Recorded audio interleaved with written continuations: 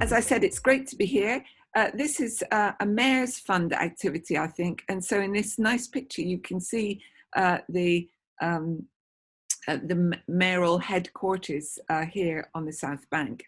And the reason I'm showing the slide, though, is not because of that and not because of the Shard, but because of this little stumpy tower block in the background. And I'm actually sitting right here where the cursor is today. And this is where Jess and I work in the Centre for Stem Cells and Regenerative Medicine. So what I'm going to do in this presentation is talk a bit about what is a stem cell, why stem cells could be important for human health, then a little bit about stem cells and society. But on Jess's strict instructions, I'm going to start off with a little bit of background. So I was born in Edinburgh, which I'm sure you know is the capital of Scotland. I wasn't born in Edinburgh Castle, but I was born in a house somewhere off in that direction. And I grew up with my parents and my younger sister. And people often ask, why did I choose to become a scientist? The sad fact is that it's the only thing that I ever wanted to do. One slight obstacle for me becoming a scientist was that I went to a school for young ladies, which I pulled out this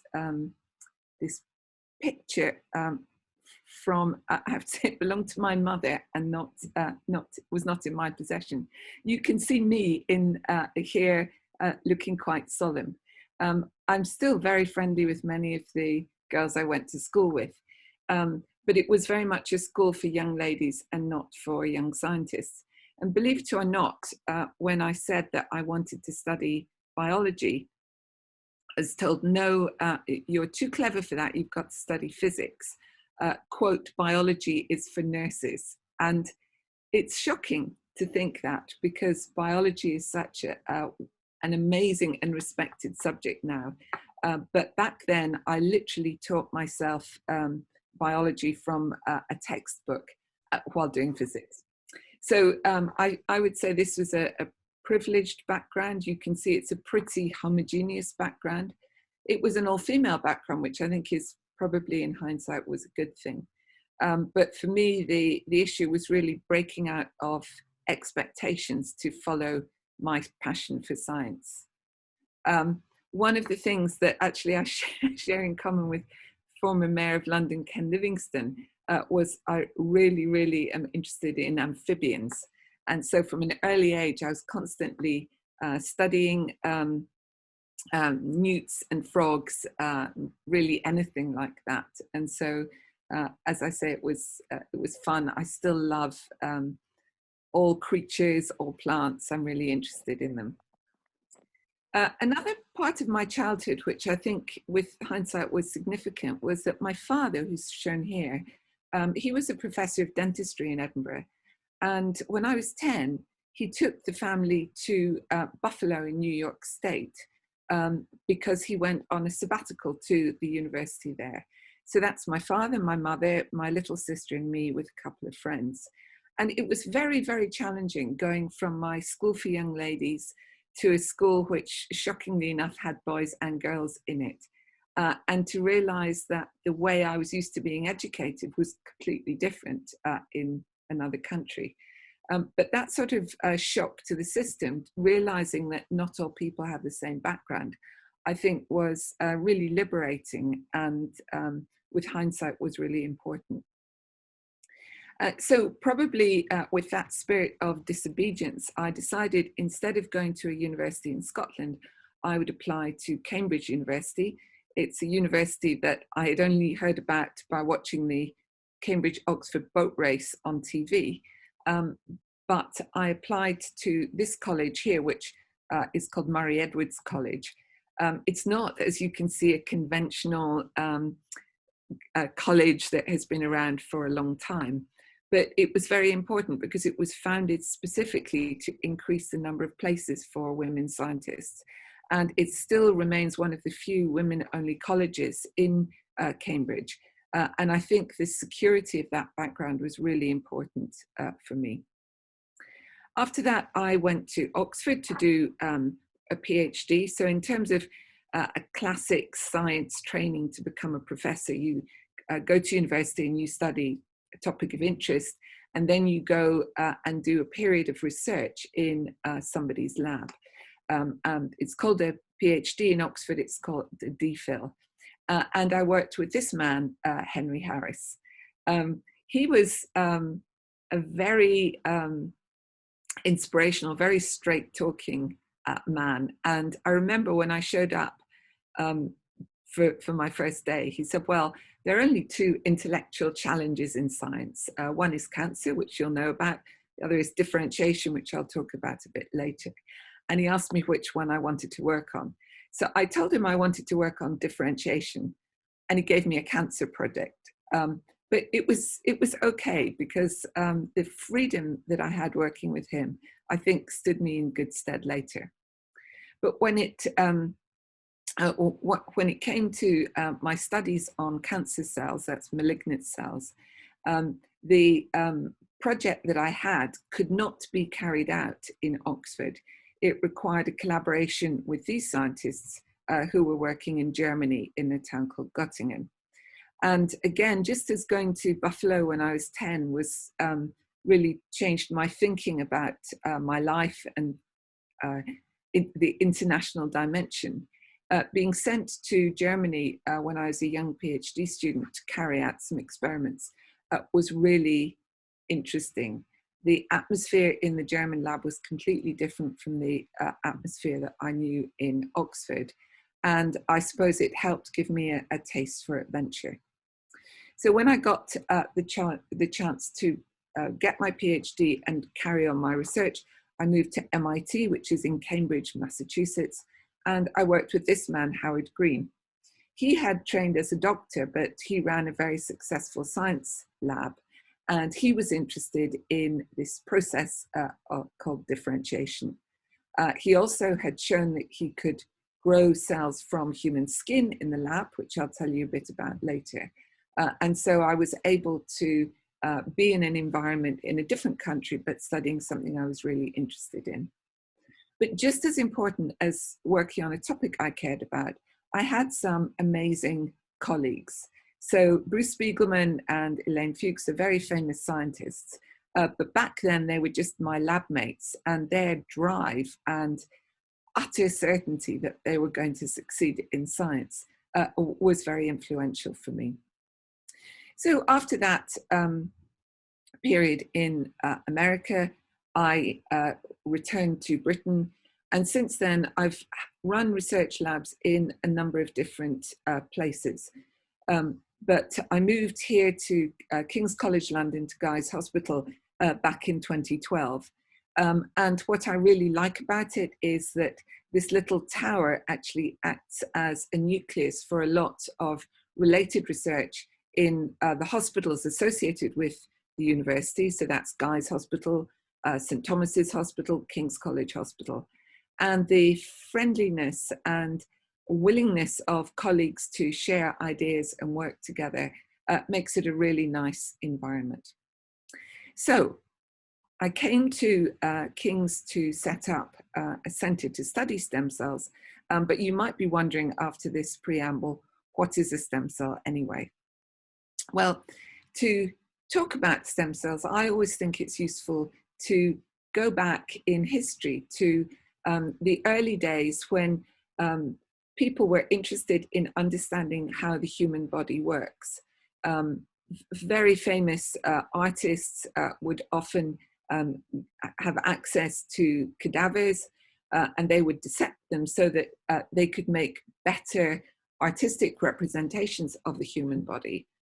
But from very early on, doctors really wanted to say, well, this is an arm, but what does an arm actually consist of?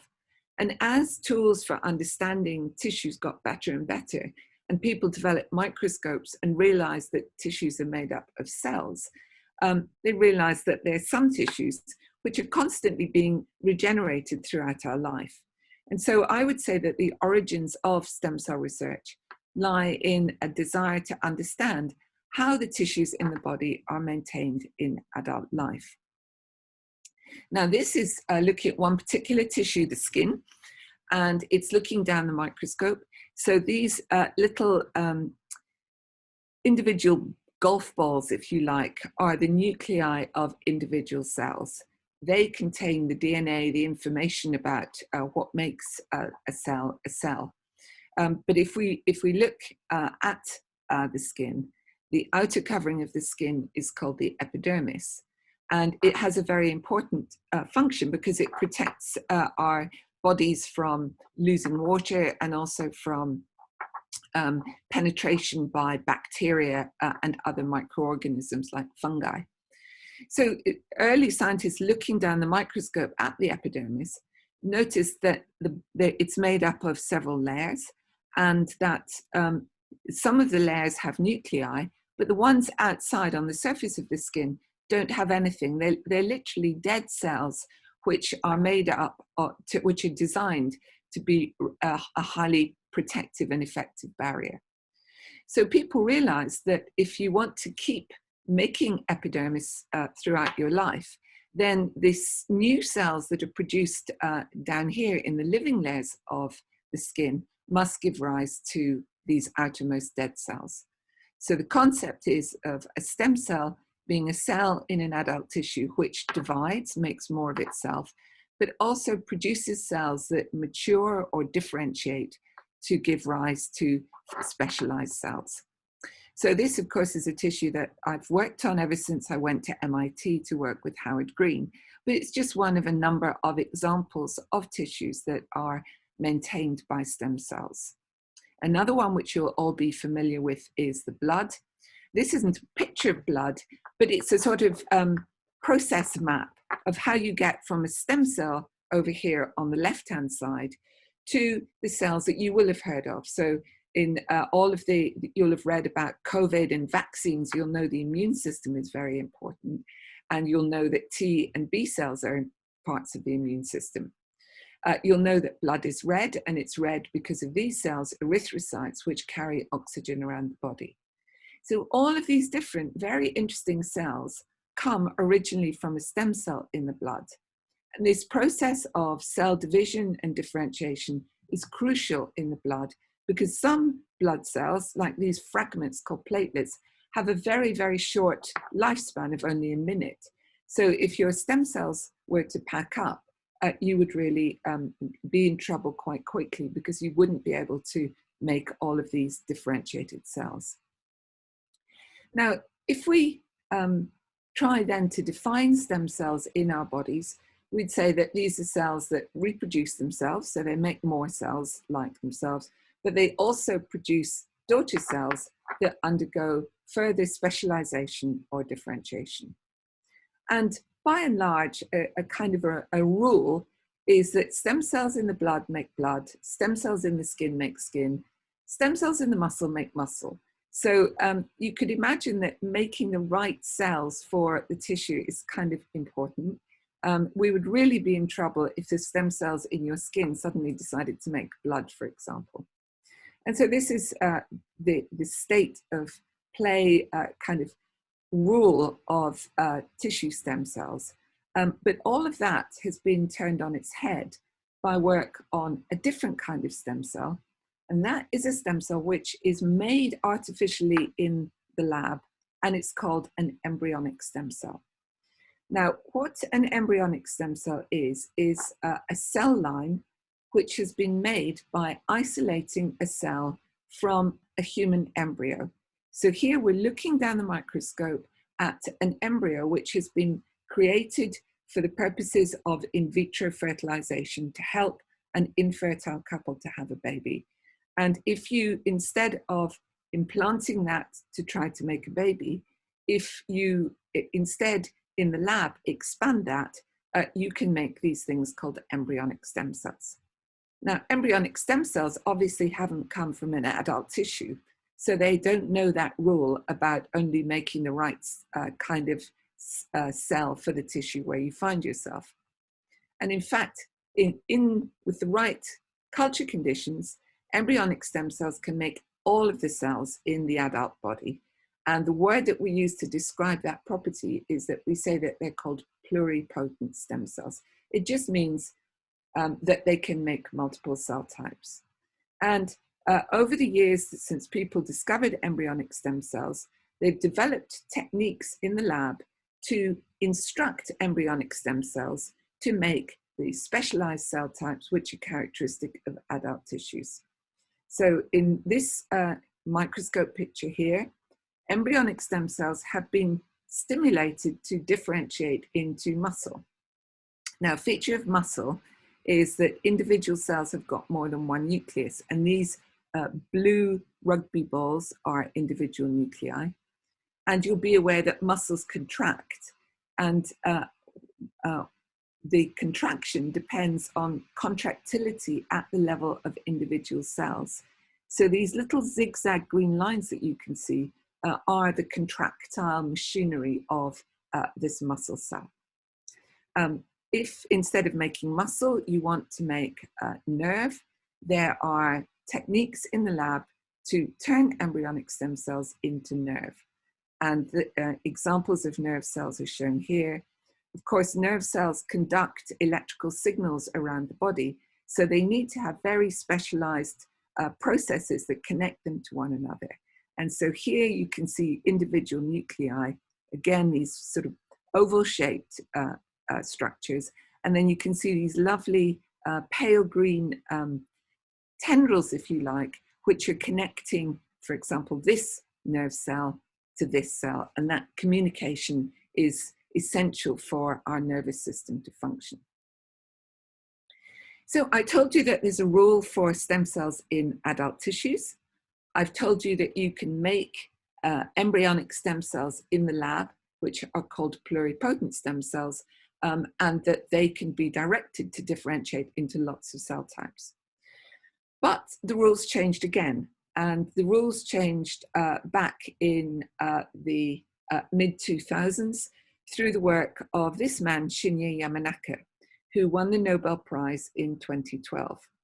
Now, Shinya actually, by background, is a doctor, and he specialized in orthopedic surgery, so that's fixing broken bones. But he was curious about whether he could coax the cells in bones to behave more like embryonic stem cells. And through a lot of work over the years by his lab, he came up with a technique which could take adult tissue stem cells and convert them into cells that were pluripotent, just as though they'd come from an embryo. And so what you can do now is, if this is the human body, you can take a small sample of cells, for example, from the skin, from the nervous system, from other tissues, and you put a cocktail of 4 genes, which are listed down here, into the cells in a Petri dish, wait for a sufficient amount of time, and you've now converted these adult tissue stem cells into cells that are like embryonic stem cells. So they can be induced to differentiate into all of the cell types in the body. I told you that Shinya won the Nobel Prize in 2012. And of course, the stem cell field is moving very rapidly. And there have, in recent years, been a number of other developments which are very interesting and useful.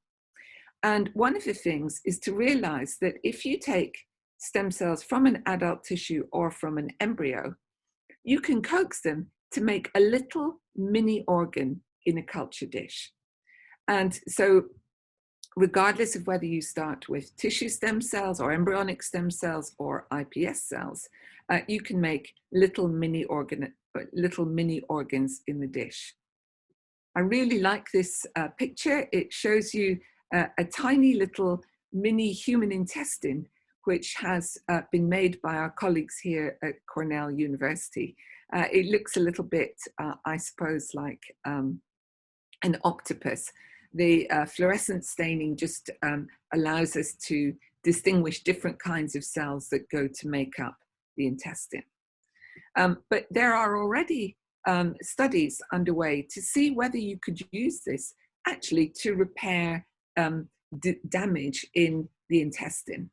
So the idea would be that you would take, for example, pluripotent stem cells, put them in the dish, turn them into organoids, which have got all of the different cells that you need to make a functional intestine, and then put the organoids into a damaged piece of tissue in the intestine. And you might do that, for example, rather crudely by using superglue to hold the cells in place.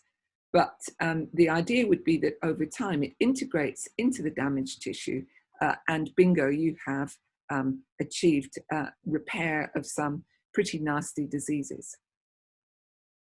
So these induced pluripotent stem cells offer the prospect that anybody could receive a transplant of their own stem cells to repair any tissue or treat any disease. That's a great possibility, but what about the reality? And so I want to move on now to the issue of stem cell therapies and other applications of the cells that I've told you about. It might seem very science fiction to be supergluing an intestinal organoid into somebody's intestine, but in fact, cell transplantation has been with us for a very long time. And the classic example is blood transfusion. You'll be aware that everyday lives are saved when people altruistically donate their blood.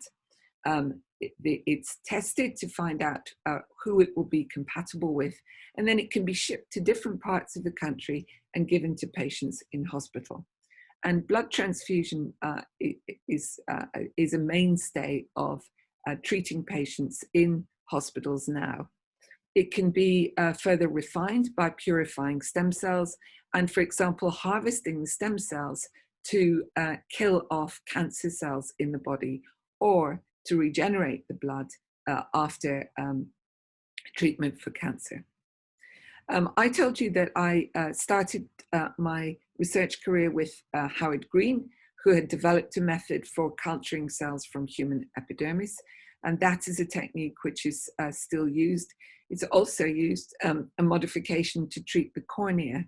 So in some countries in the world, patients suffer from horrendous chemical injuries in accidents, which mean that they've lost the cornea, and that means that they are blind. This is the front of the eye.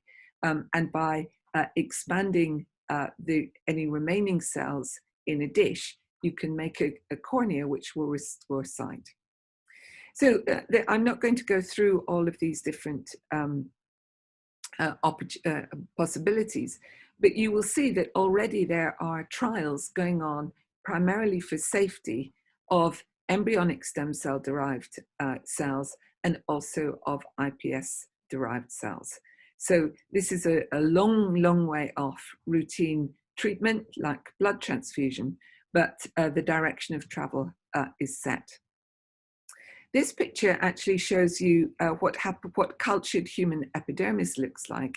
And here, this very, very thin sheet that you can see through, it looks a bit like cling film. This is actually made up from a whole sheet of cultured human epidermis. And this can be grafted onto a patient who, for example, has had a burn injury. The surgeon puts this very thin sheet of cells onto the patient and then covers it with a bandage and sutures it into place. So that is in use at present. And something that I personally find incredibly exciting and important is that only last month, so just about 5 weeks ago, it was announced that in America, the Food and Drug Administration, the FDA, has approved a cell therapy based on human embryonic stem cells to transplant into the brain of patients who have Parkinson's disease. This is the result of 10 years of research in the laboratory.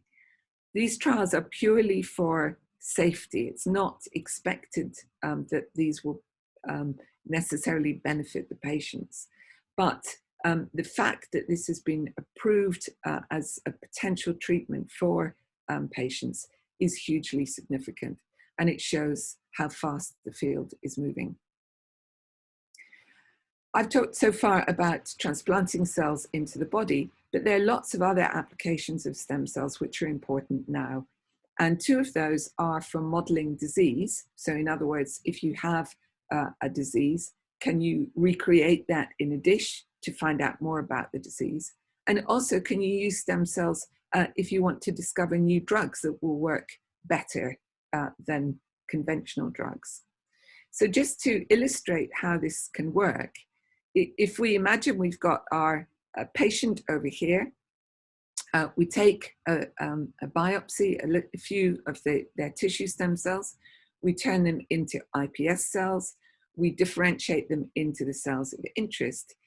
If this person might have, for example, a genetic risk of heart disease, we can turn their cells into cardiac cells, and we can compare the function of those cells with those from a healthy individual. Drug screening, I've already mentioned. You might want a drug that is beneficial in the liver or the skin or multiple cell types. You can use directed differentiation for that. And another application which is really important is to be able to use cultured cells to look at drug toxicity. Unfortunately, animals need to be tested for toxicity before drugs can be evaluated in patients.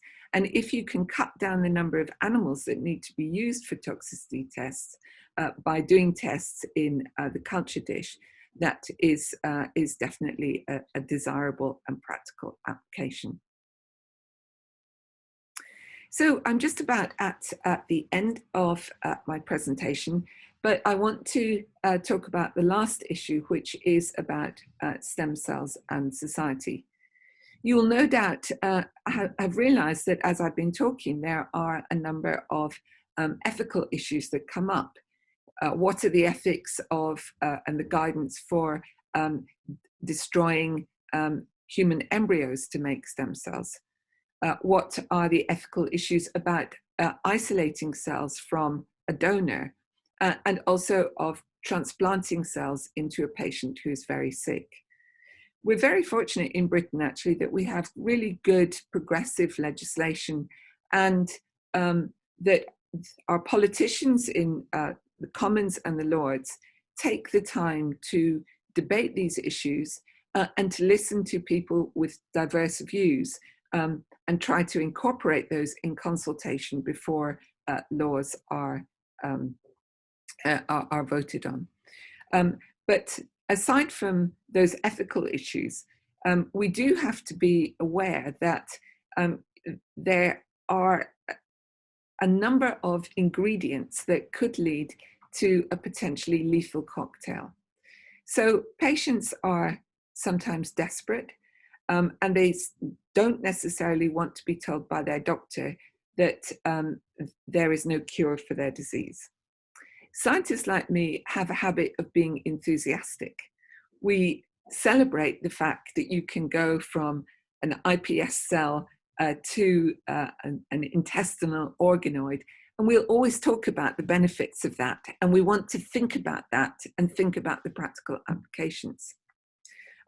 But we also have to realize that doctors and scientists are human beings, at least all the ones I've ever met, and we need to be careful about whether or not the ambitions of a doctor or a scientist might skew the balance of when it comes to deciding what would be a safe and beneficial treatment for a patient. And of course, there is money to be made potentially in stem cells, or definitely. And so these four ingredients, if they're not acknowledged and handled carefully, could be tremendously harmful to patients. Now, I've written stem cell tourism in bold. That, of course, can be a bad thing if you end up in the hands of a quack doctor. But we should also be aware that stem cell tourism happens and is sanctioned and safe. For example, couples who want in vitro fertilization treatments may go to another country to have that treatment. couples or individuals who need a hip replacement may be referred to another country in Europe where they can have that treatment. So it's probably not that any of those three words are necessarily bad, but I think it's incredibly important that individuals are able to have the information that they need to make choices. And there are a number of initiatives which have built up over the years to put power in the hands of the patients to help them ask the right questions and make the right decisions. One website that I would recommend is called Closer Look at Stem Cells. And this is hosted by an International Society for Stem Cell Research. And it tries to explain in language that anyone could understand what the state of research is. Another website which is incredibly useful, it might be daunting when you first look at it, but clinicaltrials.gov is an American website. And if you go there and type in the cell treatment that you're interested in, you will immediately find out what clinical trials are running, which ones are recruited. And personally, I would be really nervous if you're being offered a treatment where there's no evidence that controlled clinical trials of efficacy have been run. Ending on a more cheerful note, I just want to think about doing stem cell research in the UK. And we do have a number of important strengths. We have a great science base. For example, John Gurdon shared the Nobel Prize with Shinya Yamanaka. Martin Evans won the Nobel Prize, shared the Nobel Prize for his work on embryonic stem cells in mice, which laid the way for the human work. And the late Bob Edwards was a pioneer of in vitro fertilization, and many couples all over the world owe him a real debt of gratitude for his work on IVF. I've already touched on the political landscape in Britain, but I do think having good regulations which are living and can be adjusted as the science moves forwards is incredibly important. And then, of course, we've got our National Health Service. I like when people ask me about things like, should I accept a COVID vaccination? I always say, because we're fortunate that we don't pay directly for our treatment, it's free at the point of use, you're very unlikely to be offered anything on the NHS if it doesn't actually work.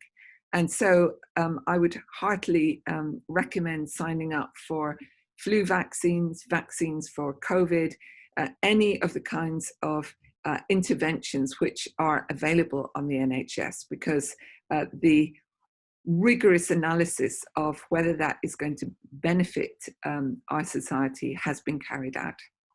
And then I mentioned blood as the earliest form of cell transplantation. Again, we have an altruistic form of blood transfusion, unlike other countries. So people aren't paid to donate blood. They do it for the good of society. And we have an amazing way of handling the logistics of moving cells around the country. What are the hurdles? Well, of course, as a scientist, I'm always looking to the future. I want to know, I don't know what stem cell treatments will be most beneficial, but I do want to make sure that we're aware of the potential hurdles and can anticipate those. So delivery within the context of the National Health Service is a very important consideration, because individual hospitals might have to weigh up the cost of prescribing drugs, which for chronic disease, where the cost is attributed over many years, versus a much larger cost for a treatment which might be one-off and might be curative. So thinking about how much things cost, cheap drugs for many years versus one expensive treatment, that's very important and is work that has been going on now for quite a few years. It is important also to be aware that commercialization, making money out of the stem cell field, is important to help delivery to patients. Some of the problems that companies face are that everybody wants to have patents on different discoveries. And it's really complicated when it comes to stem cell therapies. It's probably still true to say that it's easy to raise money. It's easier to raise money in the USA than in Europe. However, there is growing interest from venture capital firms, little biotech companies, and big pharma companies. And the success of treatments that are called cancer immunotherapies has really shown the commercial sector and also the NHS that treatments based on cells and genes work and can make money for the companies that develop them. And another area that we tend to think about is one where regulation is being drafted at present, is that we do tend to think of drugs, cells, genes, and think of devices separately. But if we go back to the classic treatment of a hip replacement, which is traditionally made of metal or ceramic, combinations of that kind of device with cells, which might make the hip last longer, are definitely important for the future. And so we need to be thinking about those different aspects. So I would just like to stop at that point. I'll stop sharing my screen, but thank you very much for listening, and I'd be really delighted to take any questions. Thank you. Thank you so much for such an amazing talk. Very inspirational as always. I particularly loved seeing photos of you when you were a young girl. That was fabulous. So yeah, I'd like to open up the floor to some questions. We've had a really good one come in saying, as a successful woman in your field, do you still experience sexism? Yes.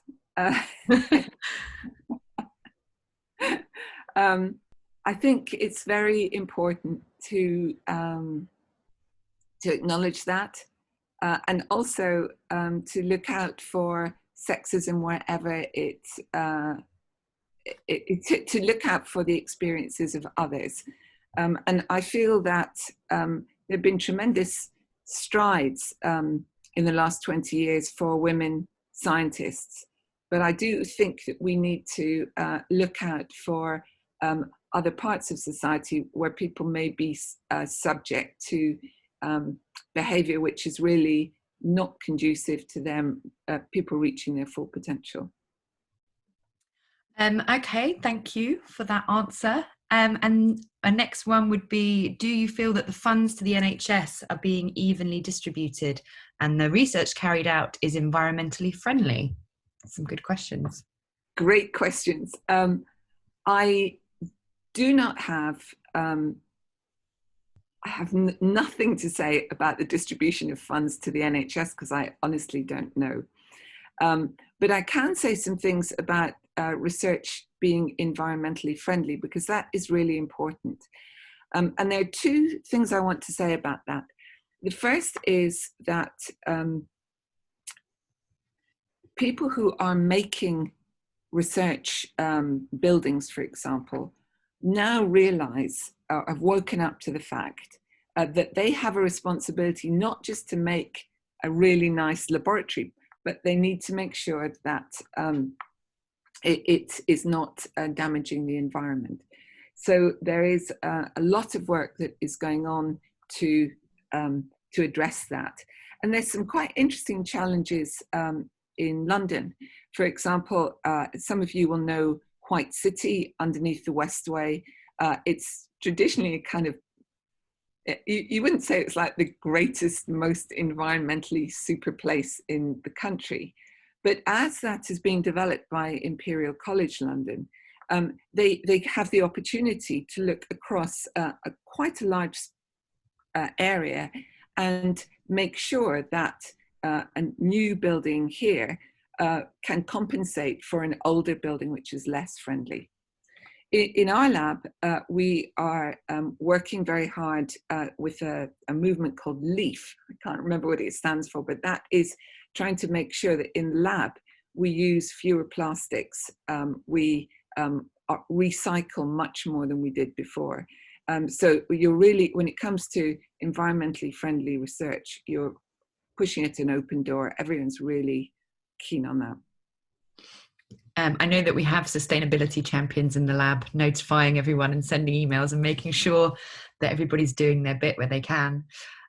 So a next question is, if you do a medicine degree, can you work somewhere like the CSCRM and do medical research on the side of normal NHS care? Yes, yes, yes, yes. This is so important. It's what if you're training to be a doctor, you will often have the opportunity to do what's called an intercalated BSc. So that's quite early on in your training, usually before you've been let loose on patients, but it gives you a chance in that year to just see what research is about. Then there are good opportunities for doctors once they're qualified to do PhDs. But that's not enough. And what we need to do is to help carve out time for very busy doctors to come back and inform the research that we do. So it's something that I care about a lot. It's an issue all over the world, but there's not a lack of talent, there's a lack of time. And if we could have more doctors available to look after the patients while other doctors are doing research, if the whole system wasn't so stretched, it would be great for research, and ultimately it would be great for patients. Because we have a few dermatologists at the centre that work in the clinic as well, but are doing research at the same time, which I think, like, the last group that from the Mayor's Fund found that really fascinating, that you could mix both of those professions. Yeah, and it's really one of the nice things about the centre where we work is that we don't care about what kind of doctor you are. So we've got dermatologists, dentists, a gynecologist, a hepatologist, and it's quite fun for them to mix specialties when they bump into each other. It's nice multidisciplinary environment. Next one. Do you think that stem cell research is properly funded, not just in the UK, but worldwide? Any scientist will always lobby for more money for their research area. I would say that the place that I'm aware of where huge amounts of money have gone into stem cell research is California, where there was the people of California voted a very ambitious 10-year program of stem cell research, and just in the last the time of the US elections, they voted to continue that. So I think that there's always more to be done, but it is a good landscape, especially if you're trying to place the sort of basic science in the context of applications, making sure that we know that any treatment will get into patients. We've got some more questions coming in. These are really excellent, everyone, by the way, so thank you. When cells from bone marrow are converted to embryonic stem cells, is a whole embryo created, or is it just a few embryonic stem cells? Would you say that this technique is more ethical than taking cells from an embryo? So when you take cells from bone marrow, put them in a dish and convert them into, it would be pluripotent stem cells rather than embryonic stem cells. What you've got at that point is, it's definitely not a whole embryo. It is a dish of embryonic stem cells. And then you add culture conditions, proteins like growth factors, which tell these cells, you've got to go in that direction, you've got to be a muscle or a nerve. So you don't in those kinds of experiments, you don't recreate a whole embryo. The issue of ethics is one which I'm not really qualified to comment on, but I would say that using embryos to make embryonic stem cells is very tightly regulated through the human HEFC. There's the legislation which was developed to protect patients having IVF treatment was amended to govern the use of embryos for research. And it's interesting that people thought when iPS cells were discovered that it wouldn't be necessary to make any more embryonic stem cell lines. And I think that's true. But on the other hand, those embryonic stem cell lines that were created 20 years ago are being used to benefit patients like patients with Parkinson's disease. So the ethics is very important and must be discussed and constantly debated. If you're interested, the Nuffield Council on Bioethics does a great job in this country. Do you think there is publication bias in stem cell research? Well, obviously, when my papers are not published, I think that's bias. I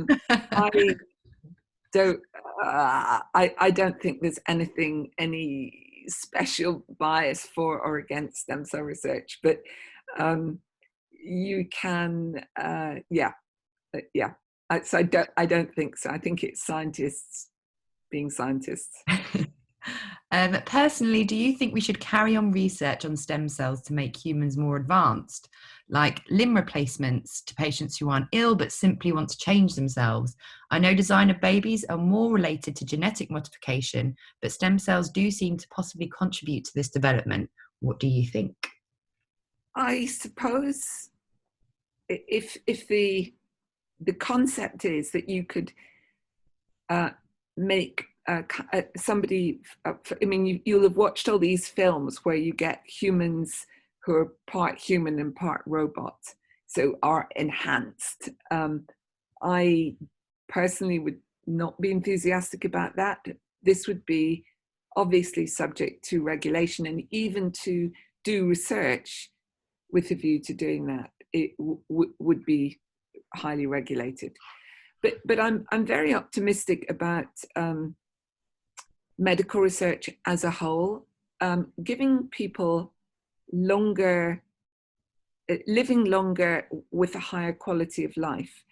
So this is not stem cell research, but it's the idea that there might be specific dietary interventions, which would mean that somebody dying at the age of 90 has been independent and mobile and healthy right up to that point, rather than perhaps being having their lives shrinking, if you like, through ill health. So in my view, it's all really about improving human health as a whole. And quality of life rather than, building upon extra skills, so to speak. How far have we progressed in using regenerative medicine to cure paralysis, and what are the obstacles? Yes, I referred in one of my slides to a study that was done, probably started 10 years ago. It was originally funded by a company called Geron in California, and it consisted of making nerve cells from embryonic stem cells and transplanting them into paralyzed patients to see if there would be any benefit. And I haven't actually looked at what the subsequent follow-up has been, but those were a small number of patients, and the results were that the treatment was completely safe. Some of the patients showed some benefit, but as I understand it, the benefit was no different from what the improvement that you might have expected from somebody after this was a paralysis caused by a car crash. So the idea of stem cell transplants or nerve cell transplants for spinal cord repair is something that is definitely being explored. We've only got a few minutes left, so I'll try and get in as many as possible because we've got lots, which is really lovely to see. Is creating an embryo for stem cells or converting tissues to pluripotent cheaper? So what's the cheaper option? Oh, that's such a hard question. I guess there's lots of factors involved in that. Yeah, I suppose if you make you never make an embryo to make stem cells. You make stem cells from spare IVF embryos that have been frozen down and the couple don't want them anymore. So there the scientists won't have paid, the couple will have paid. And I suppose if you were starting with an IVF embryo versus a tissue biopsy, probably it's slightly cheaper to use the embryonic stem cells, but there's not much in it. Cost is definitely not the factor. How common is collaboration between different scientists and labs in research? We all talk the talk, but do we walk the walk? I think actually it is quite common. There are different ways in which you might collaborate. So typically in my lab, we'll collaborate with people who have skills or materials that we don't have. And so we'll say, together we want to achieve this goal. We can do this and you can do that, and we'll do it together. Sometimes people don't have the equipment that they need. And so there will be someone who can provide a platform and someone else. And then sometimes I was talking about the medics in our center from different fields. Sometimes just by chatting, you get the idea of a great thing that you would like to do and a collaboration will start. But of course, scientists also compete. So I would say collaboration is always best. And people talk a lot now about team science, which has to be the way to go. Yeah, I think you can only do more when you work as a team and bring in more skills and more technology. It's definitely the better option. And we'll go for this as the last one. How far have iPS cells been studied as a possible vaccine against cancer and cancer identification? I'm not aware of any use of iPS cells to make a vaccine. I do think that there has been some work making iPS cells from cancer cells. And that's not so much to identify the cancer, but to see if you can get some ideas about why the cancer develops in one tissue and not in another. So that is definitely an area of research. Okay, well, thank you very, very much for your time, Fiona. It's been very insightful. Thank you all, and take care. Have a great weekend. Have a great day. Bye then.